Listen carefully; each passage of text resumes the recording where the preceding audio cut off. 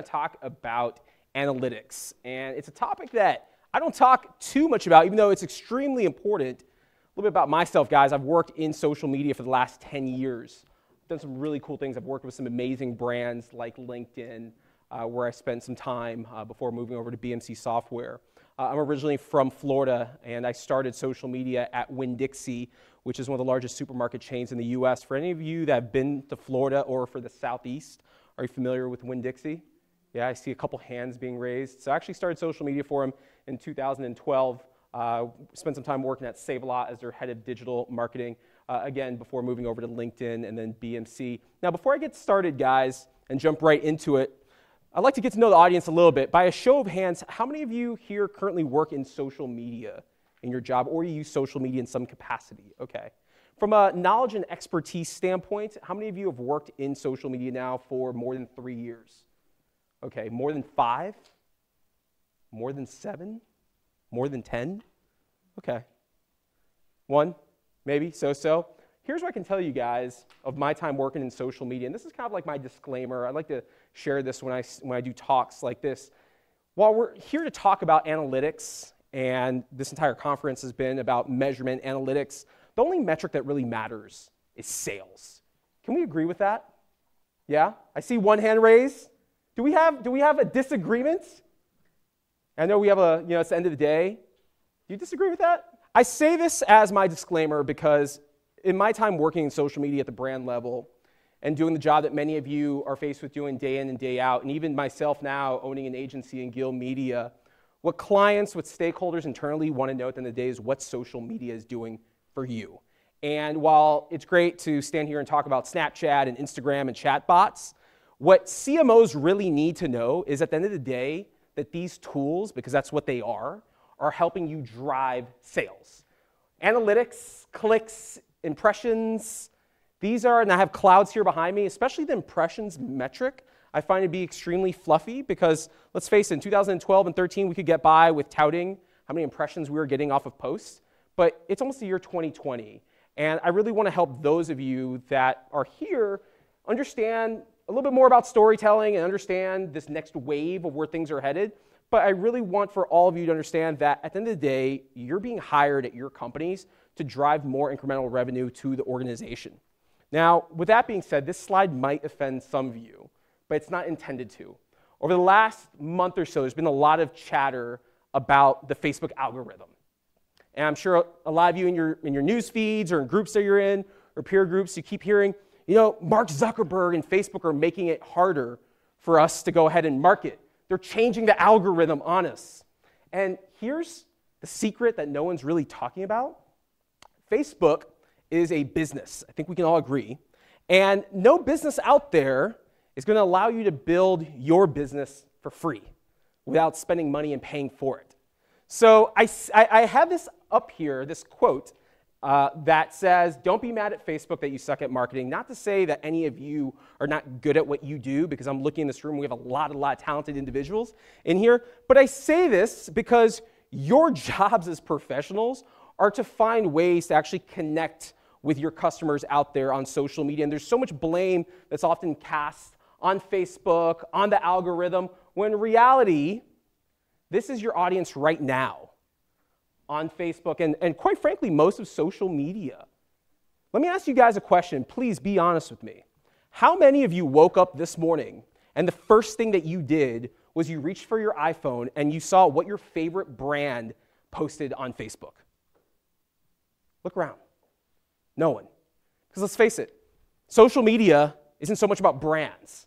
It's about people. It's about the people that we relate to, the people that we're connected to. So while I understand that our roles as marketers and as professionals here in this room is to engage customers and hopefully drive more sales, the reality is that today most of the people that are following your page aren't really following the content that you're posting, because most pages today at the brand level get 1% or less of an organic engagement, which is surprising because this is the world that we're living in today. I'm looking at most of you right now. I see a combination of computers. I see iPhones. You see this audience behind me, very similar to all of us. They're professionals. They're engaged. We're living in a society today where people are living by their phone. They're not paying attention to what's happening around them. Most people today, when they're driving, this is really scary, especially even here in California where it's illegal to drive and use your cell phone, but try this. Look and see actually the activity of what people are doing when they're driving their car or when they're in line at a red light. They're connected to their cell phone. So I put this and say it because it's not hard to reach people today. It really isn't. However, what a lot of marketers have been taught over the last, I'd say, 7 to 10 years since social media has risen and become a driver of leads, if you will, for brands, what a lot of people aren't talking about is that social media gives you, from a competitive advantage, the ability to listen to what's being said about your brand and what's being said about your competition. Let's think about this for a moment. Right now, you have a platform like Twitter. You can go on Twitter right now, and you can type in whatever industry that you're in. You can type in the name of your company. So I was talking with a young lady that runs social media here for Scripps. Raise your hand so everyone knows who you are. I'm sure everyone's been walking up to you over the last couple days. So if you're Scripps, right now you can go on Twitter and you can type in Scripps, and you can see everyone out there that's talking about Scripps. You can type in healthcare. You can type in your competition. And I often put this out there. If you, hypothetically speaking, are running social media at Walmart, you can use Twitter to see what people are saying about Target. You can see what people are saying in real time about your brand, and you can react to it. And I think that's something that isn't talked about enough, is using social media to actually listen to what's being said. I've been doing this for 10 years now, guys, and I often speak with marketers. They're more concerned with pushing out content than they are with listening. And the reality is you can do nothing else. As of right now, you could do no other posting of content, no more content creation, no more community management. You could just use social media as a way to listen to what consumers are saying out there. Now, here's a secret sauce. For those of you that are really bent out of shape over the Facebook algorithm, this is a secret sauce that not a lot of marketing professionals are talking about. The secret growth hack today, for the algorithm at least, is conversations. I want you guys to do this. Try this out, whether it's now or later on or when you get back to your offices. The very next time that you post content, whether it's on your Facebook page or whether it's a tweet or an Instagram post, the very next time this happens and someone comments, engage with that comment quickly. If you really want to go ahead and growth hack the algorithm, the way the algorithm works is based on engagement that Facebook perceives is making that post trending. So let me break this down for you. Let's say that we are mutually connected. We're friends on Facebook. And I put a Facebook post, and we have 20 friends. And out of those 20 friends, 10 of them engage on that post. And every single time one of those friends comments, now Facebook is serving that post up more and more to people in our collective network because Facebook thinks that that post is important. Does that make sense to you guys? So what you want to do is anytime you post and someone comments, once again, whether it's Facebook, whether it's a tweet, whether it's an Instagram post, is you want to respond as quick as you possibly can. Again, and I'm going to pick on brands for a moment because this is a space that I've worked in for the last decade. Most brands post content, and then guess what they do? They walk away. And they go to the next social network. And then they post there, and then they walk away. So what's happening is you're missing an opportunity to make sure that your posts continue to get bumped in the algorithm and the news feed every single time someone comments, every time someone likes. The low-hanging fruit is the engagement. A lot of brands think that the key to social media is to have the biggest network and have the most reach, when in reality, the key to social media is to engage the people that actually care about your brand. It doesn't have to be hundreds of thousands of people. Heck, it doesn't even have to be 100 people. But anyone who's engaging with your brand, if you really want to reap the benefits of using social media, whether you're a B2B brand and you're looking to use it to sell, whether you're a consumer brand, is start having more direct conversations with the people who are actually commenting and engaging with your content. Now, as we move on, it's 2018. It's almost 2020. And let's face it, you have more options than ever before on what social networks to use. So what should your strategy be? Well, it should be customer acquisition. I'll give you guys an example. Back in 2014, when I went to go work for Save-A-Lot, our goal as a digital team was to grow our membership platform for our rewards card. We were at 500,000 users back then. Our goal was in 6 months to double that to 1 million. We didn't have an online process to go ahead and get people to apply. Instead, they had to go into a store and actually fill out a form. But what were we doing? we were using social media to identify who was shopping at Aldi, who was shopping at Walmart, who was going to Burger King because it fit into our demographic of our shoppers.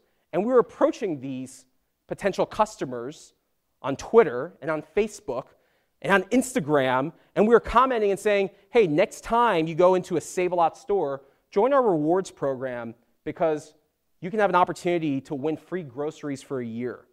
Again, this is low-hanging fruit. Your customers are sitting out there right now engaging with your competition. And guess what?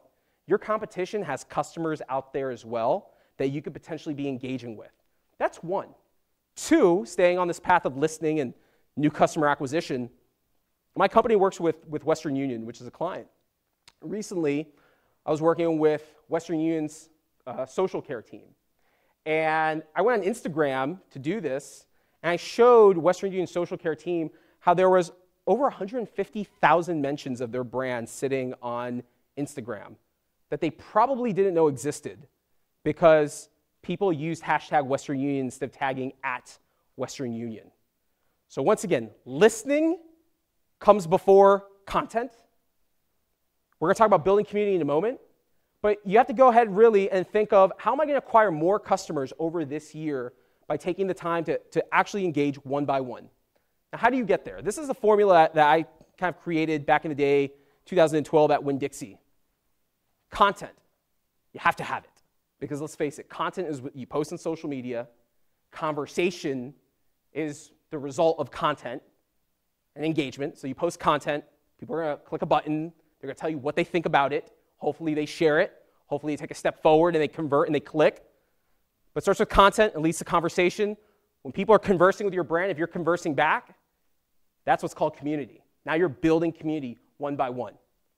Once you build community, then someone becomes loyal to your brand.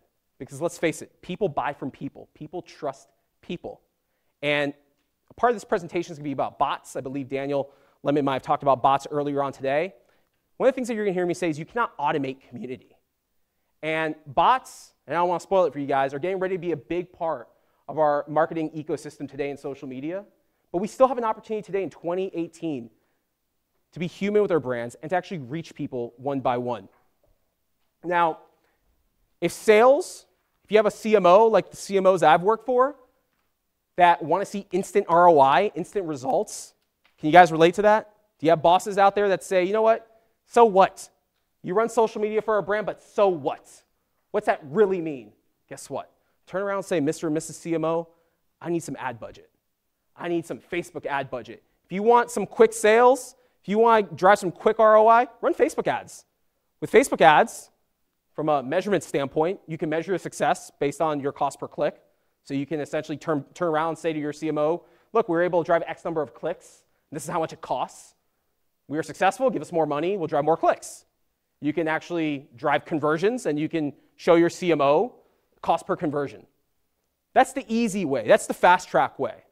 Now, what takes a little bit longer, in fact, at least 1 to 3 years to do this right, is building a community. And building a community is priceless. Because I often say, you can buy anything nowadays. You can buy followers, you can buy engagement, you can buy results, you can buy customers. These things with money, with ad budget, are easy to do. You can't buy advocacy. You really can't. And there's a big difference between having a blogger program and actually advocates. They're completely different. I've started blogger programs. I've done influencer campaigns. You can buy anyone, and you can get the outcome. But actually creating a community is what takes time. And this is what I said before. If you're taking the time to listen to who's talking about your brand and your competition, and you're engaging with these folks, over time, what's going to happen is you start posting content, they start engaging. Every single time you post content, they're telling their friends. And what happens? That's more impressions for your brand, which means more clicks, which means more conversion, and more conversation. Everyone's happy. Now, who's an advocate at the end of the day? Who is? It's a combination of your customers, it's a combination of your competitors' customers, and it's a combination also of your employees. And I'm a big fan of talent, brand, and employee advocacy because I'm a big proponent of employees. So really all of us in this room are our company's greatest asset. Without employees, without the people that are the front line of communication to an organization, you have nothing. Who are the customers going to speak to? They're not going to speak to the CEO or the CMO. They're going to talk to all of you. If you're a community manager, you're the person that probably knows more about your company inside and out than your own C-suite does. So I'm going to share with you guys an example of employee advocacy. Before I get to that, I'm going to talk to you guys about what's known as pods. So pods nowadays are something that have developed amongst the influencer community, where you have influencers that are creating these Facebook groups, private Facebook groups. They're creating private Facebook Messenger groups. They're creating Slack channels, WhatsApp groups. And what's happening with a lot of these influencers is when they post a post in that group, they're saying, hey, share this. In fact, I've been added to some pods on Facebook, on LinkedIn, and on Instagram. And it's pretty fascinating kind of seeing this dynamic. So influencer A says, hey, I just have this post that just went out. And then like influencers B through Z, I'll say, okay, we're going to go comment. We're going to go share. That growth hacks the algorithm. If you get how that works, because there's more engagement very quickly in those posts. Guess what? Companies nowadays, smart ones, are creating pods for their customers. I'll give you guys an example. DocuSign is a company that I work with, and they have a group on Facebook specifically for real estate agents. Real estate agents are their customers. Real estate agents are also their advocates.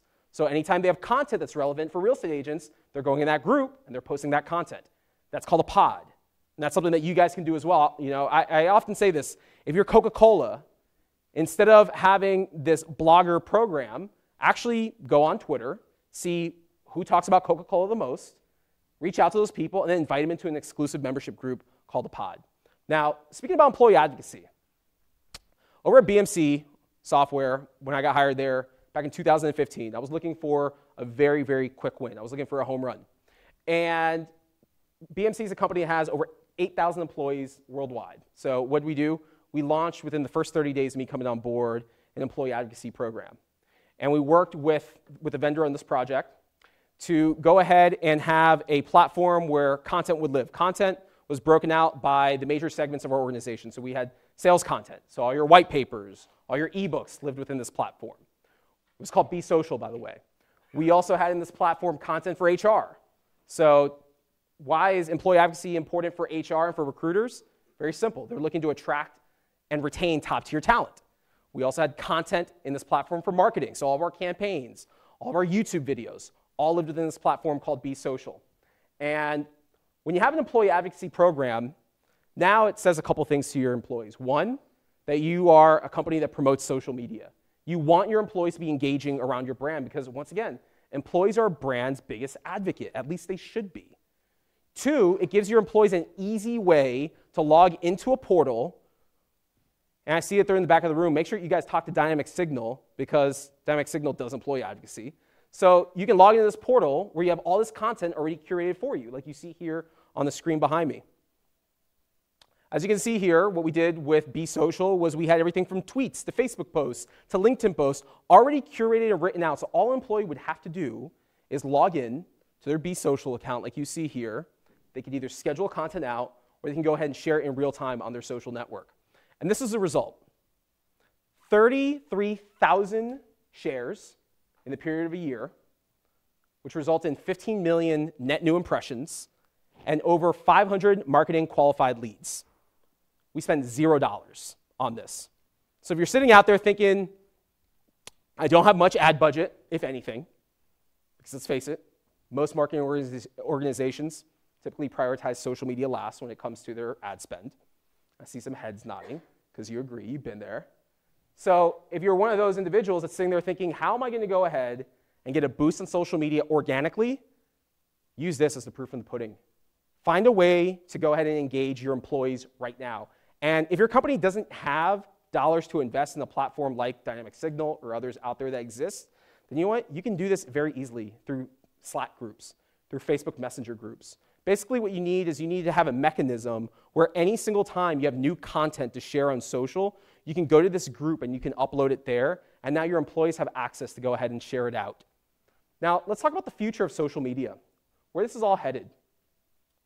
Now, according to eMarketer, it's estimated that by the year 2018, which is right now, 75% of messaging apps will overtake mobile carrier messaging. So what that means is that right now, in 2018, more people are using a combination of Facebook Messenger, WhatsApp, Snapchat, Instagram, WeChat. They're using these apps more so than they're using Sprint, or Verizon, SMS text messaging as we know essentially. Now, I've been studying over the last couple of years messaging apps, and the reason why is because personally I feel that this is the next frontier of marketing that has not been tapped into yet. Right now, I believe that Messenger is the greatest social network that exists that no one's talking about. Here's why. Facebook owns it. You don't have to go and see a news feed with a bunch of people posting about how amazing their life is or how bad their life is, and you're not hearing from brands in there that are growth hacking to try to get your attention yet, even though you can advertise on Messenger now.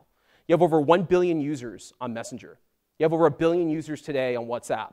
In fact, guys, last year I spoke in 10 countries, and I was surprised to find out that in Europe and most of Latin America, they're not using Snapchat or even Instagram to communicate. They're using WhatsApp. So what's this mean to all of you as marketing professionals? If you're having a hard time right now engaging people on Facebook, it doesn't mean that people have just left Facebook altogether. It means that they're applying their time somewhere else.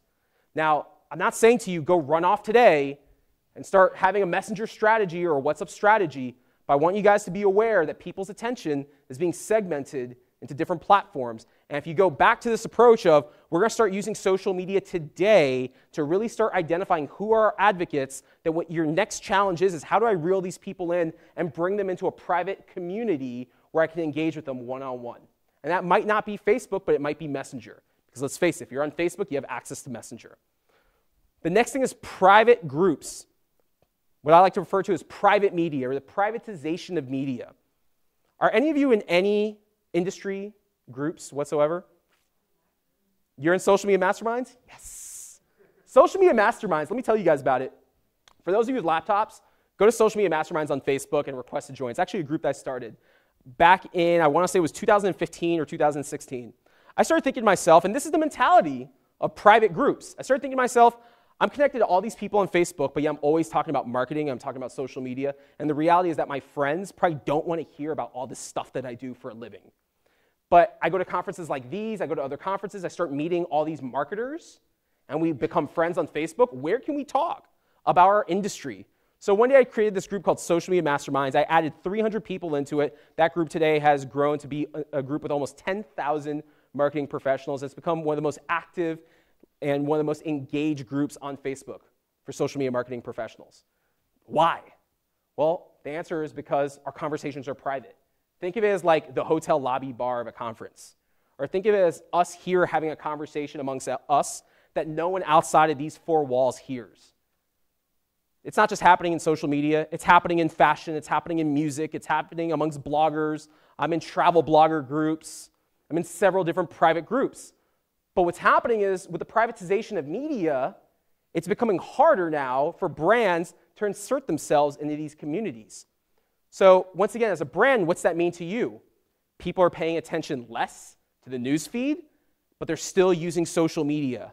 They're still using Facebook. So how do you, as a marketer, get in front of them? It's very simple. You have to humanize yourself. Meaning you as an individual, you as a community manager at a brand, has to start speaking more as yourself and less about the logo. Come from behind the logo and start putting a face and a voice behind your brand. The next here is how to measure advocacy. So give your advocates their own URL. Think about this. If you're creating an advocacy group for your customers or even for your own employees, create tracking URLs, create bit.lys for your advocates. So if you do a campaign, almost think of it as like an affiliate URL, and you have 25 brand advocates that are going to be taking part in that campaign, go on bit.ly or work with your webmaster and create a special URL with a tracking code. That way you can see all the forms of actions that resulted from their shares. You can see clicks, you can see website visits, impressions, and what's going to happen? You're then going to go back to your bosses and you say, look, we did this campaign, we got these advocates to join, we put them in this private group on Messenger where we were able to chat with all of them, and we gave them all either a URL for all of them to use the same URL, or we gave them individual URLs. These are our top performing advocates, and it resulted in more impressions that we can measure. It resulted in higher net promoter score because now more people are talking about us, and hopefully it resulted in more sales. Now, as I move on, do you know these individuals on the screen? Anyone recognize them? Yeah, who? DJ Khaled, absolutely. Justine, So we got, from left to right, we have Casey Neistat, Ty Lopez, Justine, Kim Kardashian, DJ Khaled. There's a reason why I put these individuals in presentations when I'm on stages like these. There's a reason why over the last couple years, I've told CMOs to start following DJ Khaled. And the reason why is because these individuals are getting more engagement, more views, more people talking about them on social media than some of the largest brands in the world. I was fascinated when I did this study where I started looking at Coca-Cola and Nike and Amazon and Google and Apple, and I could go on. And I'm seeing that Casey Neistat, who's a filmmaker, gets more engagement than they do. In one day, Casey Neistat can post a video on YouTube and gets over 1 million views organically, when most brands are struggling to get more than 1% organic reach on Facebook. The reason why these creators are getting more engagement than you guys are is for one simple fact: they're real. These are real individuals. Now, granted, these are celebrities for the most part, but these people are real. They're relatable. And that's why us as consumers are using social media. You know, I could probably go to each one of you and take some time and ask you, tell me about your activity on social as a consumer, not as a marketer. I can probably guarantee that most of you in this room are using social media to engage with your friends, your family, your neighbors, your homies. You're probably not using social media to follow all these brands. I know I don't. I know I, as a marketer, I use social media from a business standpoint to network, from a marketing standpoint to market my clients, and do competitive research and analysis. But typically, when I'm on a plane, when I'm on a train, when I'm in an Uber, I'm using this to engage with friends. And if I'm consuming content from celebrities or creators, it's people like this behind me. Because vicariously, we live through a lot of these folks. Now, it's not to say that your company can't get on their level, because you can. But if your company wants to get on the level of a Ty Lopez or a DJ Khaled or a Kim K, guess what you have to start doing? Come from behind the company logo and actually start putting people on Facebook Live. Start putting people on your Instagram. And where do you go find these people? What word did I say before? Employees, advocates. Listen, who's talking about your brand? Who can you now give access to? Your Instagram. I'll give you guys an example. Back in 2012 and 13 at Winn-Dixie, we would listen a lot and we'd pay attention to moms. Let's face it, in grocery, you know, a high concentration of our customers and our footprint is moms. And mommy bloggers were a big part of our marketing strategy and social. So what we would do is we would look at the moms that were coming in our store the most, and when they come in our store, they'd go on Facebook and leave a comment, or they'd share with us their shopping experience. Over time, if you're listening to what your community is saying, you're going to know who your advocates are, at least you should. And you should be able to just say, hey, you know what, Christine or Nancy, we see that you come into our stores every week or every other week, and you're constantly tweeting about us, or you're Instagramming about us. How would you like to take over our Instagram account if we send you a $100 gift card to go ahead and showcase like your next purchase? Now, there's a difference between storytelling and story yelling. I'm going to talk about storytelling for a moment. Story yelling is the practice of just telling your community over and over what you're doing. Storytelling is the progression of walking people through what's happening. And what people want nowadays is they want to be engaged. They want to be told a story. Who doesn't want to be told a story, right? Now, I'm going to give you guys an example here on this next screen. It's going to probably shock some of you. But I don't want to go ahead and make this about politics. I want to use this as an example from a marketing standpoint. Okay? So regardless of like what way you side here, hear me out for a second. You see this quote on the screen by President Trump. My use of social media is not presidential. It's modern day presidential. Make America great again. What's that mean from my standpoint as a business and marketing professional? It means you have to be different. If you want to go ahead and succeed on social media today, you have to be different. There's a difference between being an a-hole in some cases than being just different because you're unique, but you have to stand out. If you're posting the same thing over and over again, i.e., we're having a sale today, come buy from us, guess what? You're going to go ahead and drown out along with all the other noise on social media. So again, big difference between storytelling and story yelling. You guys kind of get that difference there? So you have to absolutely be different. Now let's talk about these two platforms that own a big line share today in terms of daily active users. You have Instagram and you have Snapchat. By a show of hands, how many of you are on Snapchat? Only a few of you. And how many of you are on Instagram? Almost all of you in this room. That's not surprising. And the reason why is because of the demographics. Snapchat tends to skew to a much younger audience. Instagram tends to skew to a much older audience. Not to say that any one of us are old, but that's just what it is. Over the last few years, I've done a lot of public speaking on the topic of Snapchat for business, and it seems like a lot of adults still see that Snapchat's for their kids, but guess what? Those kids, i.e. the millennials, the Generation Z, they're a big part of our business culture going forward. These are the people that you're probably hiring at your companies for entry-level jobs. These are the people that will be graduating and getting married and have needs to buy houses and get a mortgage and buy insurance and buy cars. These are the people that over the next 10 years, you're going to ensure that you're making connections with. However, if your company is not one that's trying to engage this younger audience, you absolutely don't have to be on Snapchat. You can go ahead and be over on Instagram. You can be over on Facebook. But I put this here because there's this debate often that marketers will ask, and I'll be at conferences and a lot of them will ask me personally, should I be on Snapchat or should I be on Instagram? And my answer is often, you should be on both. If your audience is on these platforms, you should be on both. Why would you pick one versus the other? Both of these platforms give you reach, is my point. Now, let's talk about Instagram for a moment, since it is one of the most active social networks today. I'm going to share with you guys some different tips to help you guys grow and expand your reach. And as you can see here, recently, Instagram expanded hashtags to where you can follow hashtags now. Previously, you can only follow accounts. Now you can follow a hashtag. So whatever's of interest to you, since we're at Scripps, I'm going to use hashtag healthcare as an example. And I think you can appreciate this. So let's say that you are Scripps and you want to see what people are saying about healthcare. You can type in hashtag healthcare. You can follow that. If you yourself are interested in healthcare as an individual, you can type in healthcare and you can see what everyone is posting. So how do you get your content distributed into that feed? A, you have to use hashtags. You have to use hashtags, and you have to use them often. So whether it's on stories, or it's on posts, use hashtags to ensure that your content gets out into the feed. Think of hashtags as like categories. You can use up to 30 hashtags per post on Instagram. So by posting with up to 30 hashtags, you're effectively getting your content into 30 different categories. And often get asked, Carlos, how do you grow quickly on Instagram? And I'll say over the next 100 days, post a photo every single day. And what you're going to want to do is you're going to put 30 hashtags on each photo, but mix up your hashtags. So over 100 days, using 30 hashtags, you guys can do the math probably better than I can. That's what, 3,000 categories that you'd be getting your content in. So imagine now getting your content to 3,000 different categories. That's just one tactic. The other tactic with Instagram is also make sure that you're putting your geolocation on all of your posts.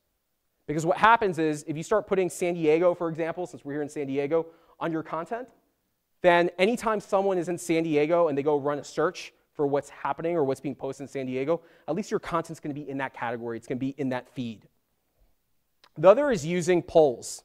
You see here the example on the screen behind me, as you can see here. Get interactive with your content.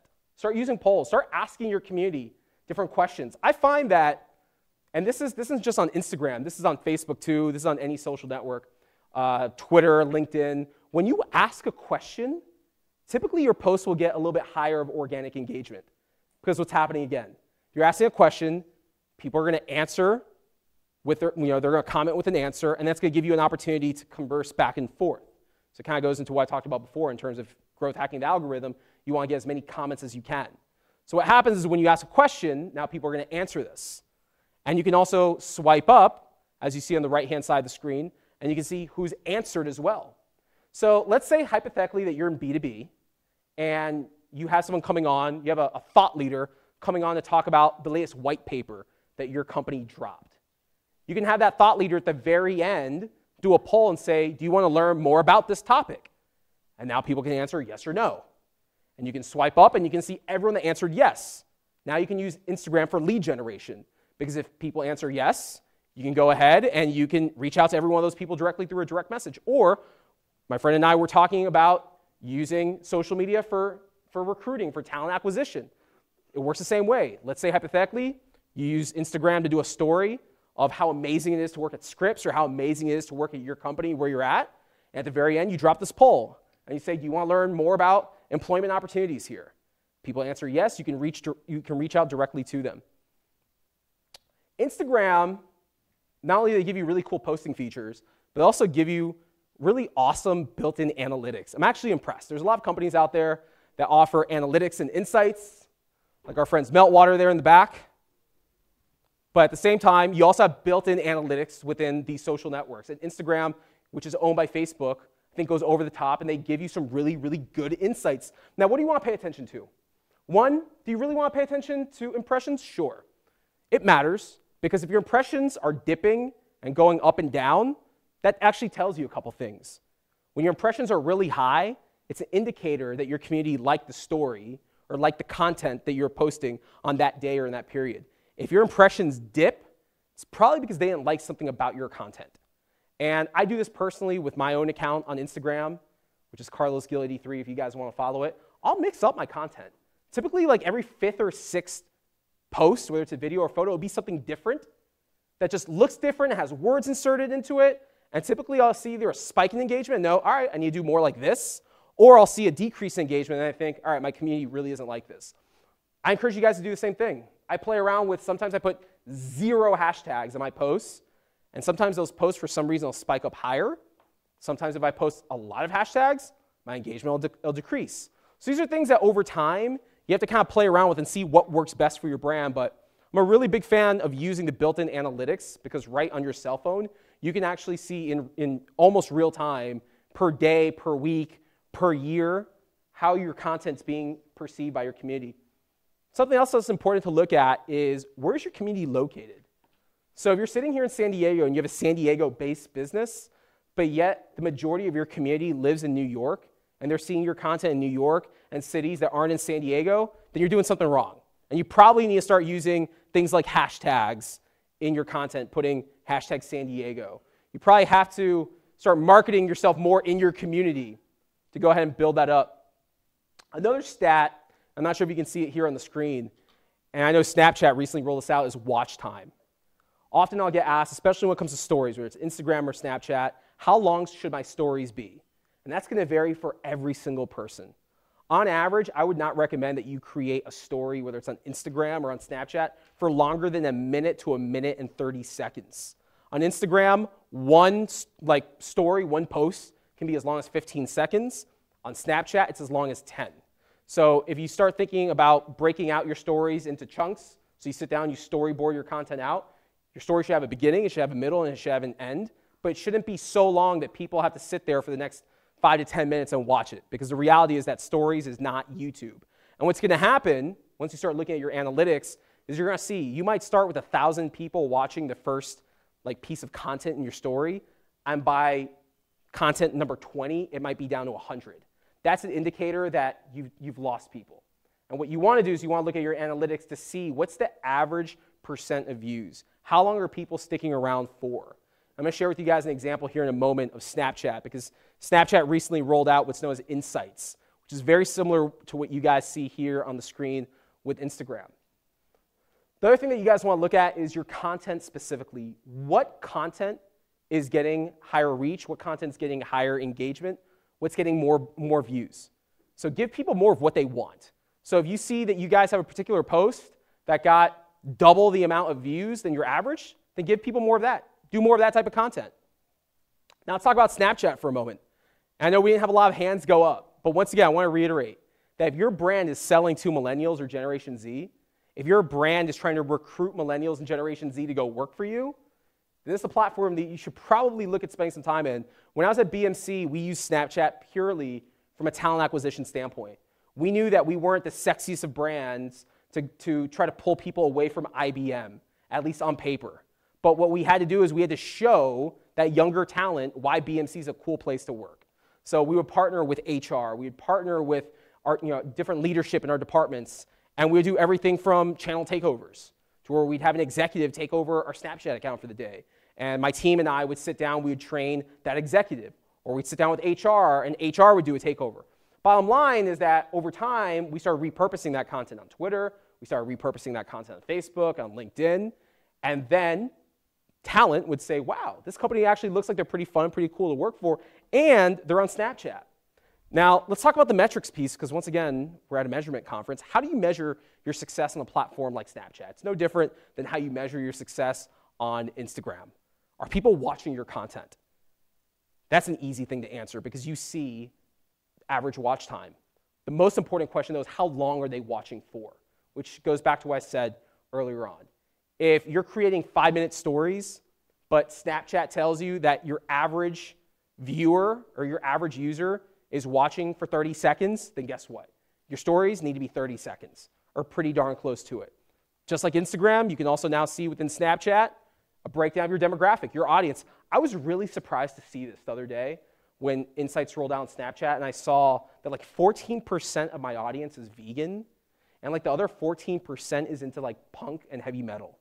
That was a really interesting insight because I'm not a vegan and I'm not into punk or heavy metal, but what's that tell me about my audience? Maybe I should start posting more about like eating healthy and working out.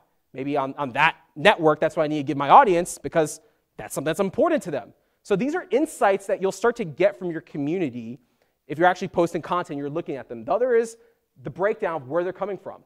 So I do this often when I travel, where if I'm in a city, like here, I'll say, I'm in San Diego for the next night, or for the next 2 nights, because I'm speaking at a conference, who wants to meet up? And if I'm seeing that I have a high concentration of my followers that are in a certain city, then I know that people are watching from that city. Or I can also ask for recommendations on things to do and so forth. So that's measurement. Now let's actually talk about content for a moment. So with DocuSign, which is a client of Gill Media, last year for their annual user conference called Momentum, they came to me and they said, you know what, we want to have a presence on Snapchat. We want to do some cool things with Gill Media on stories. What do we do? And once again, let's think about the audience and the breakdown of DocuSign's customers. You have a lot of real estate agents. You have a lot of attorneys. You have individuals that are using electronic signatures, which is what DocuSign is. So what we did was we worked with Sean Ayala, who is a LA-based Snapchat artist and influencer. And Sean came over to San Francisco and did a takeover of DocuSign's Snapchat account. He did about 6 takeovers in total. And it was really neat because the president of the New York Stock Exchange was there at Momentum, and Sean got a behind-the-scenes interview. Besides like the CEO of DocuSign, I think Sean was the only person that really got some FaceTime and some access to the New York Stock Exchange CEO, because once again, he was behind the scenes. And it wasn't just Sean that got access, it was everyone that was watching on Snapchat as well. So 6 stories on Snapchat. All these stories, as you see the screenshot here behind me, were promoted. They were cross-promoted on Twitter as content. They were put on YouTube. They were put on Facebook. There was a heavy promotion across all these channels to drive people over to Snapchat. So the question often becomes, how do we get people to watch our snaps if we aren't, if we don't have a big presence on Snapchat? And the answer is simple: use your existing social media channels. You can see here that there was a geofilter, an exclusive geofilter at Momentum, and this is real creative that was being utilized across social media to promote the Snapchat presence for DocuSign. Now let's talk about chatbots. How many of you at your business are using chatbots currently? One person. Bots, ladies and gentlemen, are getting ready to really transform how marketing is done. And it's not just bots, it's AI as well. And the reason why is because, let's face it, companies have realized that to employ a community manager at a company is expensive. It's headcount. Companies are constantly thinking, how can we be faster? How can we be leaner? That's just a reality of business today. With AI, you can easily identify who's talking about your brand. Some of the things that we talked about before, I'm sure, Meltwater in the back of the room, I'm sure has an AI component built into their analytics platform. They can probably tell you a percentage of people that are talking about your brand in real time, percentage of people that are talking about your competition, insights about your followers. This happens with AI technology. You mix in bots, imagine now you can identify who's a potential customer for your company. You can identify sentiment easily, and you can actually reach out using a bot. Well, what's happening today is we have brands that are in the early stages of using bots from a pure customer standpoint, your customer service standpoint, meaning you write to someone, you write to Toyota in this case on their Facebook page, and then Toyota automatically responds back. My prediction is that over the next 5 to 6 years, if you're a community manager in this room, if in the next 5 to 6 years you personally aren't doing some form of brand storytelling, meaning you are managing a Snapchat account, you're creating stories for your company, you're probably going to be out of a job because of bots. And that's reality. Bots are becoming more agile. They're becoming smarter. And what's happening is companies are using individuals like us that are strategists to really program these bots. You've got bots that are being used by Uber, by Burger King, by Domino's. I could go on Facebook Messenger right now, and I can message Anthony here in the front, the address of where I'm at, and he can order an Uber directly through Messenger, which is pretty fascinating. You can order through Nordstrom's. You can order directly through Messenger. You can send money through Western Union on Messenger. If you guys aren't familiar with the apps or with the Messenger marketplace, from your phone, I would encourage you to go to the Messenger app, not Facebook, but go to the Messenger app. And then there's like a Discover section. It's called the app or marketplace. And you can go in there and see all the different bots that have been set up by big, notable brands. I'm going to share with you guys an experience that I had here in the moment with one of those brands. But bots are here, and they're not going away. But as marketing professionals, there's something that you can do to ensure that in this new economy moving forward, which I like to deem the AI and bot economy, there's something that you guys can do to ensure that you are ahead of the curve and you're seen as being valued at your organizations. And one that's really spearheading the initiative of how you set up these bots and to do what. There's different use cases for bots. And I kind of break this down right here. This is what I like to refer to as a chatbot strategy. I'll move out of the way so you guys can see it. And number one is, what do you want your bots to do? Do you want your bots to sell for you? Do you want your bots to interact with people? You have everything from an entry-level bot, which is one that's going to basically be an auto-responder on Facebook. You have bots that are a little bit more advanced. There's bots now for Twitter that can auto-DM. There's bots that can auto-tweet. There's bots that can auto-like. There are several out there, and there's several bot providers and different services that can do different tasks. There's tasks like I said before. You can auto-like every single time someone tweets with a certain hashtag. You can automatically direct message someone once they follow you. You can go ahead and auto-like content on Instagram. Number two is, so once again, you can do entry level, so you can do autoresponder to replace really community manager. You can also analyze your top 20 most asked questions and then automate those. So if you're sitting there thinking, you know what, we could probably use this to backfill a community manager role that doesn't currently exist because we don't have the headcount, very simple. Go through and look at where are the most commonly asked questions that your customers are asking you on social media. Then create a document that has the question and how you guys normally answer. And then what you do, and I'm going to show you guys here in a moment how you can actually create your bot, is you create what's known as a word tree. So you're going to go through and you're literally going to type out these questions, and any single time someone comments with a certain phrase or with a certain question, how your bot's going to respond. And my recommendation is really keep it simple because it's a bot. We're at a point right now that most bots cannot do what a human does yet. And there's a lot of bot fails. I'm going to share with you one here in a moment. But I'll share something with you guys that is really personal to me. You know, being that I've been studying bots for the last year, I've been using bots myself to go ahead and interact and engage on an automated capacity with a lot of different accounts out on Instagram. And it's really embarrassing when someone's cat just died and your bot just said, hey, I hope you're having a great day. Can you follow me back? Like, that's what I've encountered. I know your face there is cringing. Trust me, my marketing peers, if they're watching this right now, haven't been very forgiving on me for that. But this is trial and error, guys. We're in a period right now where if you're a marketing professional, you need to know what's coming down the pike. You need to test it out before you go run off to your billion-dollar company and start implementing a bot. So I would encourage you, if you really want to know how bots work, if you have a Facebook page for yourself, if you have like a really, if you want to know how they work to automate, start playing around with them on a personal level. Create just a Facebook page for you. Create some of the different prompts in the word tree before you send your bot, so to speak, out into the wild. So I'm going to share with you guys this chat bot fail right here. And to give you guys a little bit of context before I put it to play, several months ago, I was scheduled to speak in Copenhagen, Denmark. So this is like a week before my trip. I said, you know what, I'm going to go to Copenhagen. I'm going to do a keynote completely about bots and AI and like the future of where all this is headed. So I said, I'm going to eat my own dog food, and I'm going to book a hotel through Marriott using Marriott's chatbot. So let me share with you guys my experience, because in real time, I went ahead and recorded this.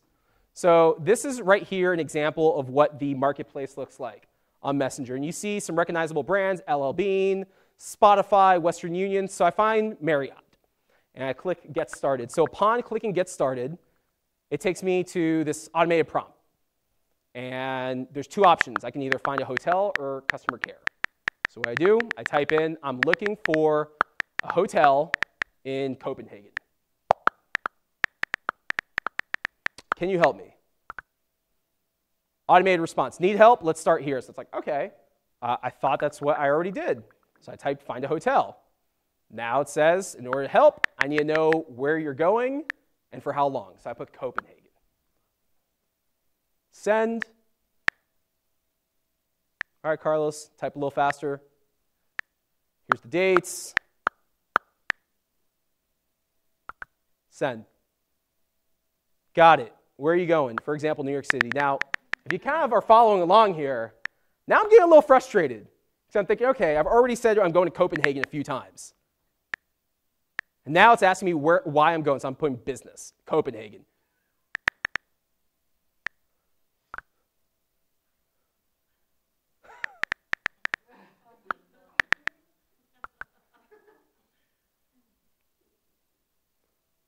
So all that, 2 minutes in that time, I could have gone on Marriott's website, I could have booked my hotel and been on my way.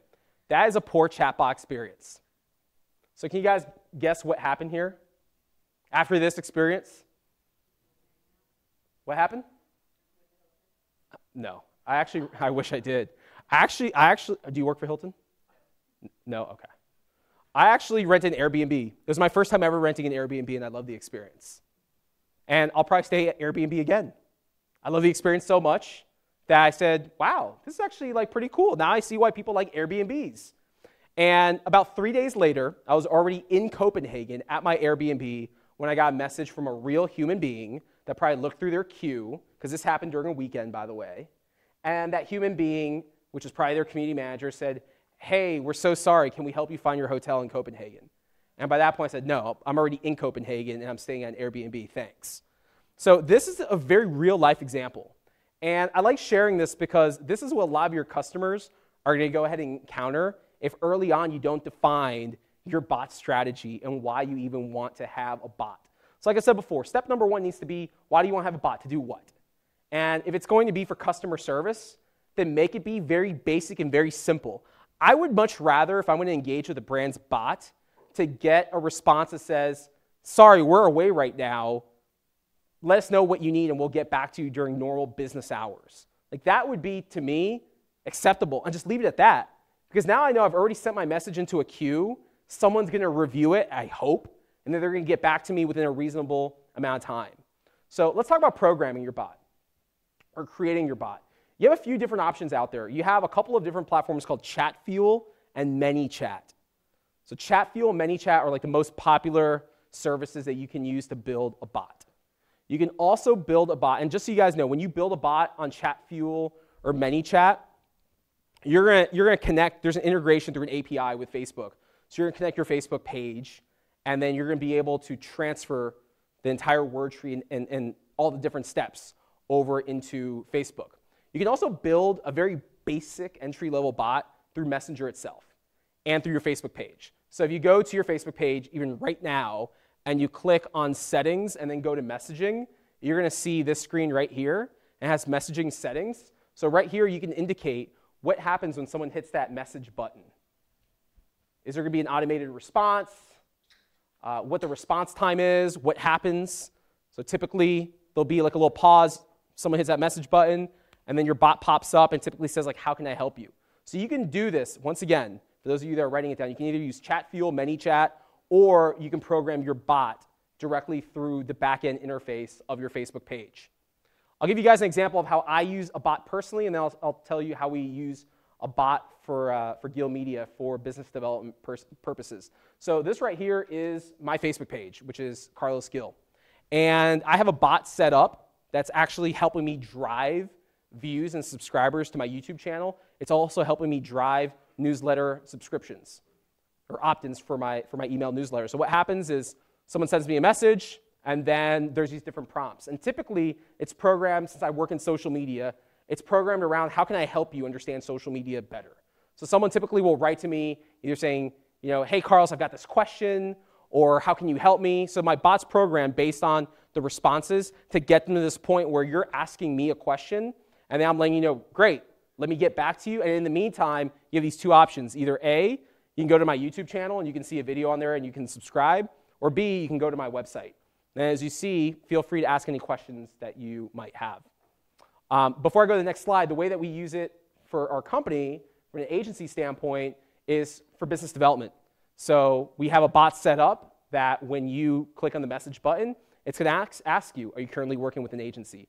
What are your goals over the next 12 to 18 months? And you'd be surprised. We actually get a good amount of warm leads that come through as a result of having a messenger chatbot. So I want to go through this quick summary before we open it up for any questions that you guys might have in terms of what we've covered here.